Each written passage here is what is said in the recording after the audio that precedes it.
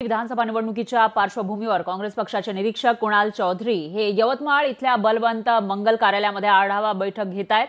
लोकसभा निवडणुकीमध्ये महाविकास आघाडीला चांगलं यश मिळालं, यामुळे काँग्रेस पक्षात नवचैतन्य संचारलंय। सातही विधानसभा क्षेत्रामध्ये काँग्रेस पक्षाकडून उमेदवारी मिळावी यासाठी इच्छुकांची गर्दी झालेली आहे आणि या संदर्भात काँग्रेस पदाधिकाऱ्यांशी बातचीत केली। आपले प्रतिनिधी संजय राठोड यांनी यवतमाळ जिल्ह्यात विधानसभेची रणधुमाळी आता सुरू झालेली आहे। एकंदर पाहिलं तर काँग्रेसच्या वतीने आज जे आहेत बलवंत मंगल कार्यालय या ठिकाणी जे आहेत मोठ्या प्रमाणात जे आहेत आढावा बैठक या ठिकाणी घेण्यात आलेला आहे। याच ठिकाणी जे आहेत इच्छुक उमेदवार आलेले आहे, माजी आमदार या ठिकाणी आलेले आहे। इच्छुकांनी या ठिकाणी फॉर्म भरावं आणि आपल्या तिकीट या ठिकाणी जे आहेत विधानसभेची तिकीट या ठिकाणी मागण्याकरिता या ठिकाणी जे आहेत अनेक पदाधिकारी आले आहे। या संदर्भात काही इच्छुक सुद्धा आपल्यासोबत आहे। भाऊ, तुम्ही या ठिकाणी आलात, कशासाठी आलात आणि काय तुमची मागणी आहे?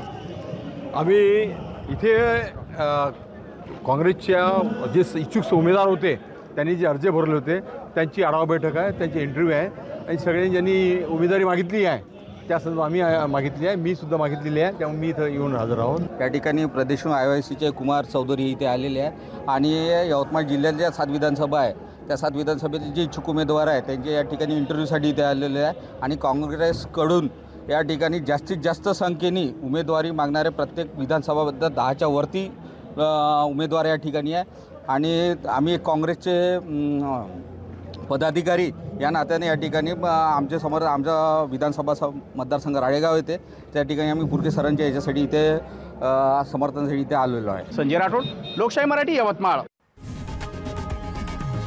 लोकशाही मराठी, ऐका, पहा, जागरूक रहा।